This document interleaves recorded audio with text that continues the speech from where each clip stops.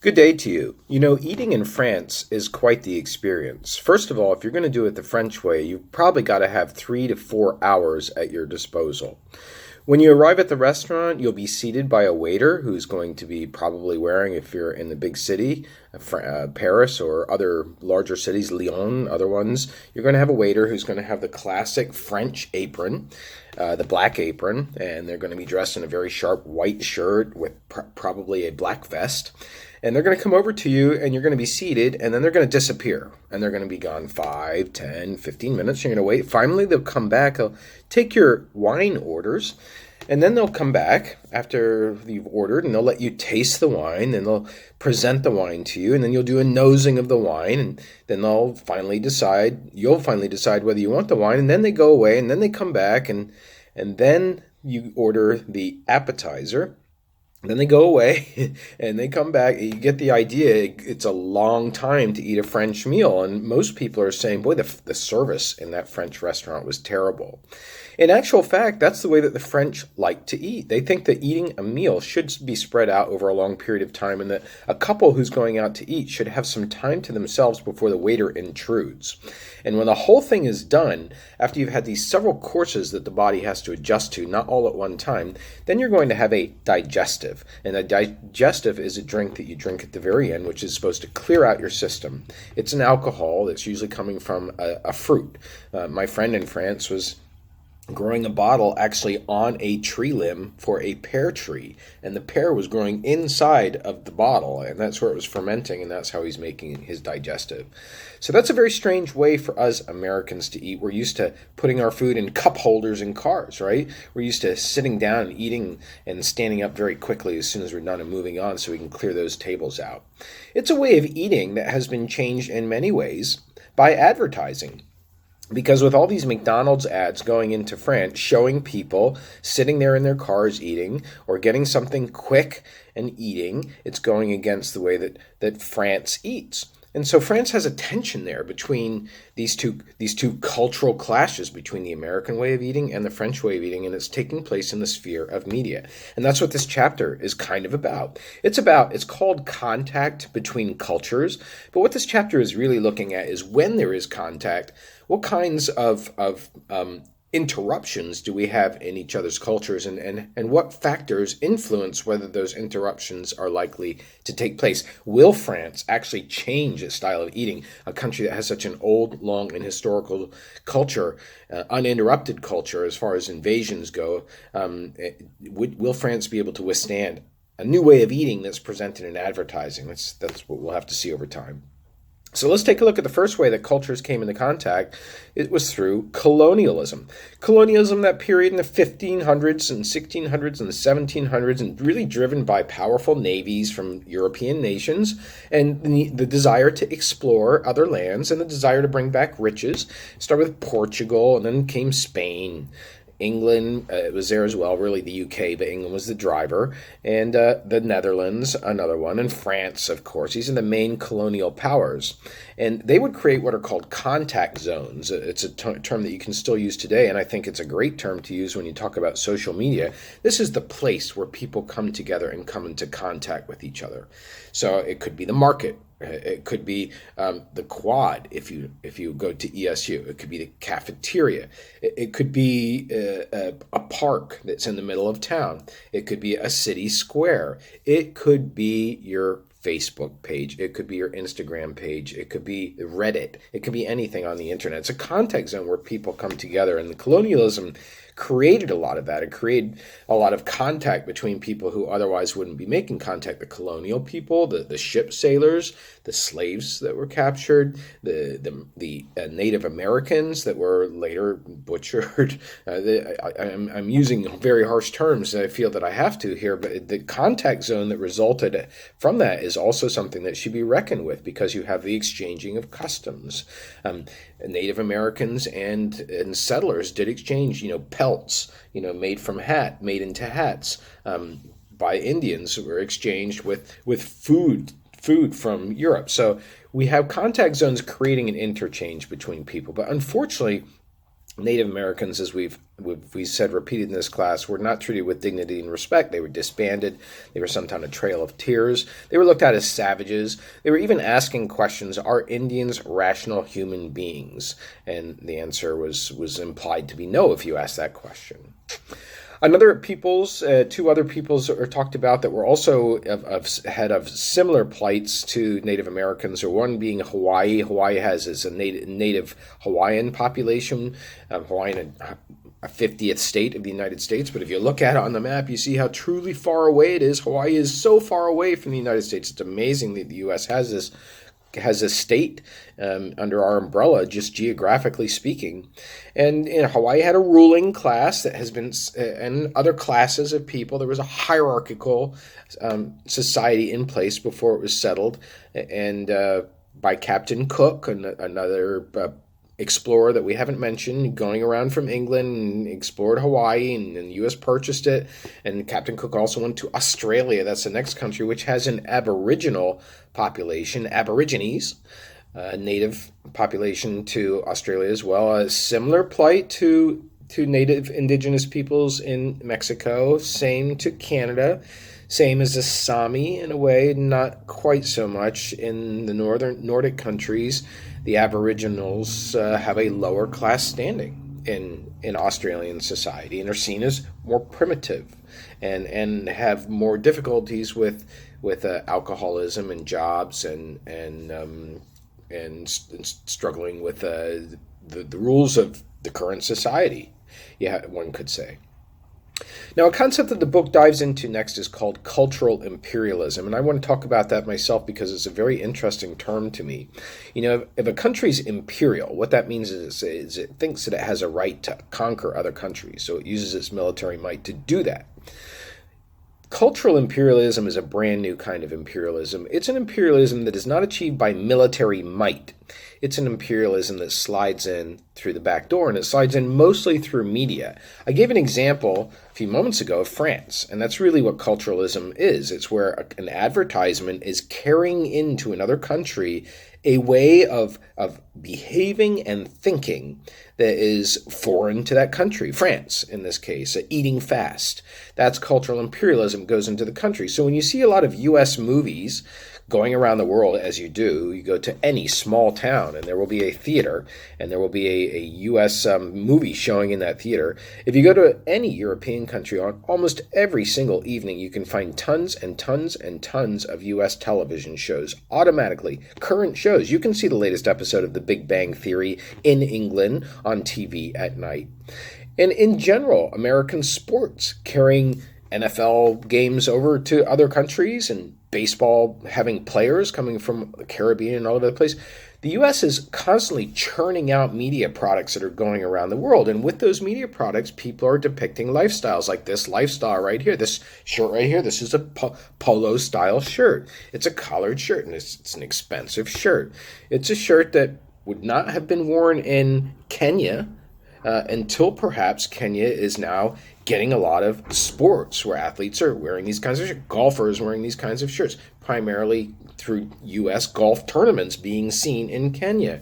This is the way that cultural imperialism creeps into a country. And so a Kenyan stops wearing the native threads of Kenya, the bright oranges and the cottons and the colored patterns that represent family heirloom, represent family histories.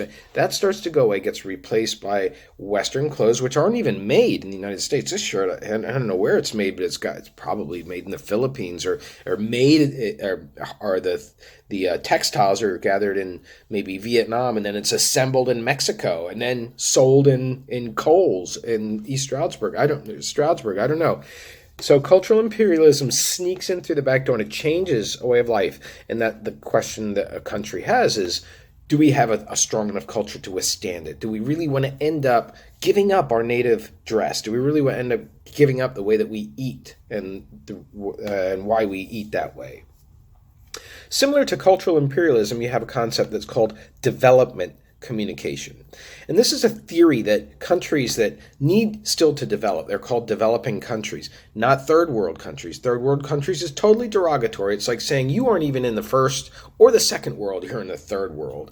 And in fact, that used to refer to an old way of breaking down the world when the US and the Soviet Union were at war. We had the first world was the US and all those countries aligned with the US, and then we had the Soviet Union as a second world and all those countries aligned with the Soviet Union, and then the third world were those countries too weak to commit to either the Soviet Union or the US. They just had to go with whoever. Those were third, like a Costa Rica, for example, although I don't know if that's really a great example. But at any rate, this term, development communication, refers to those countries that still need to be developed. Ghana, a country that I've mentioned repeatedly in this class because I have been there. In Ghana, you can't drive from the north to the south, period, unless you have, an all-terrain vehicle, because there's no highway that goes all the way from the north to the south. It still has to be developed that you have a highway that goes from north to south. You have villages that don't have electricity, don't have sewer systems. And so Ghana is a good example of development communication, a place where development communication needs to take place. And that's a kind of communication that emphasizes education about body hygiene, for example, educating young African females that deodorant is something that is used to ward off perspiration smell, and also to control your environment in opposition to a hostile environment full of mosquitoes and other kinds of insects in Africa, trying to get across a new way of living that is not going to be obvious to a young African female living in a tribal village who has not been exposed to advertising for Old Spice and all the other deodorants that are out there. So development communication, that's maybe not the best example, because development communication also talks about good things that are happening in the country instead of always talking about bad news. So it talks about the new park that has been built. It talks about the harvest of corn as being better than last year. It talks about the price of oil coming down. It talks about the growth of jobs, etc. This is development communication. The communication in the media, in news reports, in films, in magazines. It should be developing the country, not focusing on celebrities, not trying to take the country down by reporting on crime. All right, next up in the chapter is the discussion of opinion leaders, also known as change agents. And when two cultures come into contact, which culture is going to change in what areas, and where does the change occur? And that's what this is speaking to, that there are certain people who we trust. We trust to be our opinion leaders, that we look up to them, and whatever they think, now we're more open to it. So our parents are opinion leaders. Our teachers are opinion leaders. People who are a little bit older than you that you hang around with can be opinion leaders. Coaches are opinion leaders. People who you just respect, who you think are smart or savvy or whatever, they are opinion leaders. And they can also then be change agents, because once people are accepting other people's opinions, they feel freed up. They feel like they have permission to make change. And so, have you ever tried sushi? Have you ever tried sushi before? I bet there's somebody in this class who has not said, I don't even know how to eat it. I'm totally intimidated by it. Oh my gosh, there's chopsticks, and what's this, wasabi, and there's soy sauce and ginger, piece of ginger. What do I do? What do I do? Oh, it's pretty simple. You take the chopsticks, you grab like this with this kind of motion, your tuna roll, and then you dip it into the soy sauce, which you've already mixed wasabi with, and now you go ahead and eat it. And in between that, you take a piece of ginger to clear the palate. Oh, I see. Okay, that takes a lot for some people to be able to do. Even in this class, some of you may be saying, I don't know, it's raw fish. But if you have a close friend who eats it, you might be like, hey, can I try a bite? Okay, now I can say I've tried sushi. That's what happened to a friend the other day who asked me to try. I love sushi, by the way. Oh, I've tried it. They're never going to try it again. But they tried it. They changed their behavior because I was a change agent, whether I wanted to be or not. They thought they would try it. Another concept when cultures come into contact that is at play are adopters. Those are people who are more likely to adopt new habits. So are you a person, if you have the chance to go out to eat, it's going to be the same thing every time. You always go to McDonald's, or you always go to Wawa, or you always go to Arby's, or you always go to Chick-fil-A or whatever. I'm naming a lot of franchises, right? Because those brands, which we'll be talking about in a minute, they get into your head. And so you want to go with something safe, so you go with the brand. So are you one of these people that does that, or are you a person who tries new things? Like there's supposed to be a Chick-fil-A coming to East Stroudsburg University, and that's not the greatest example, but it's a new place. There's a place that you probably never heard of until you came to East Stroudsburg University called Moe's. Have you ever gone there? All right, I'm naming food because it's the easiest example to relate to. Or are you a person who says, brand new restaurant in town, let's go try it. Let's go try it. I am an adopter. I'm willing to wear a beret that looks French in the city because it just happens to suit my style of clothing and it fits my head and it keeps my head warm. Even though I don't see anybody else wearing a beret, am I willing to do that? Am I an adopter? That's what we're trying to get at here. But then also we have something to think about when change is taking place, and that is change agent ethics. So that's the next concept that we're going to in the book, and that is change always right? When I was in Ghana, I was so sad to be sitting on the beach, and I saw tons and tons of these, and tons of scraps of clothing, tons and tons of plastic, all along the beach. It was impossible to wade into the water without getting caught up in it. Why is that? Because Ghana adopted the concept of drinking fresh water. It had to, because water can be polluted in Ghana because there's feces in it. But they didn't have the wealth yet to develop a sanitation disposal system. Infrastructure, I should say. So no garbage trucks taking away trash. So all of a sudden you have all these products introduced to Ghana and people don't know what to do with them. Again, they need to be educated on what to do with them. But this is an ethical problem. Is it not that the West will introduce products because it benefits the bottom line? They can sell these products, but they haven't provided Ghana with a way to dispose of those products, so it's just polluting the earth and Ghana. Change agent ethics. All right, next up, as I previewed a moment ago, is the concept of cultural icons, also under the category of global brands. You know, McDonald's is known all over the world. Coke is known all over the world. Disney, for sure, out here in California, started out as Disneyland. McDonald's also started out here in California. The idea that every McDonald's that you go to should have the same quality. So if you buy a burger in Arkansas, it tastes exactly the same in Virginia. Yeah, that's what McDonald's is all about. So these brands are all over the world.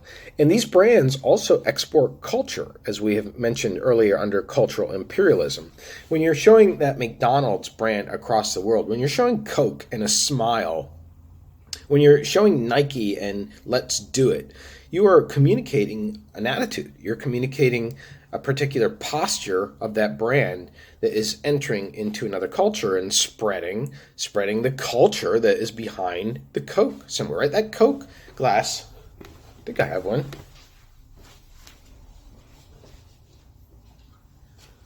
I call it a glass, but it's really it's a bottle. You know, it's no mistake that it's in the shape of a female. This is part of Coke's branding, right? It wants you to see this as a slightly feminine product, even though some of the Cokes have names of males on them as well as females. But primarily, it's supposed to give you the feeling of a female's figure, that Coke bottle. And so that is communicating a message. It's communicating a gender. It's communicating a sexuality, you can say, in a way, to the simple purchase of a soft drink. This is what the cultural hegemony is about. That's the next term I want to introduce now. Cultural hegemony is the culture that you export, and it kind of takes over the other culture. Kind of gets in there and becomes like the predominant culture. Like, you know, sometimes you can go into an English pub and the beer that you see the most is actually Budweiser. It's shocking. You know, that's hegemony. That branding, that marketing has become so desired, so inserted that it becomes more powerful than the other surrounding imagery. However, to end now, there have been some failures with brands that have been marketed around the world because they have not been suited to the receiving culture. And so that's the final point is about here is making sure that if you're going to have contact with another culture at a commercial level, that your branding, that your product, that your marketing is receptive, is to the sensitivities of the receiving culture. Classic examples of products that went really wrong include the Chevy Nova. It's a car that's still around. If you're a Spanish speaker, though, you know that Nova means no go. So you're selling a car in Mexico, the Chevy Nova, that means Chevy no go. Yeah, it was a failure. Even worse was the Gerber baby food that was sold in Africa. I don't know exactly what country. Let's pick Nigeria. In African countries, they're at a very early stage of understanding and accepting advertising. So when they look at advertising, it's very literal to them. So the Gerber baby bottle jar has the head of a baby on it. So when a Nigerian would look at that jar, they'd think that inside is mushed up baby head. It was also a failure. So you have to cater. You have to cater your product to the country. And Coke ads, for example, in England, they're going to have two people with English accents. They're going to be closer together in the frame because English people are closer together. They may look scruffier because English people can look scruffier. It's a very windy country, etc., etc. So this then is going to wrap up, as my voice seems to be wrapping up, our chapter on contact between cultures. Have a great day.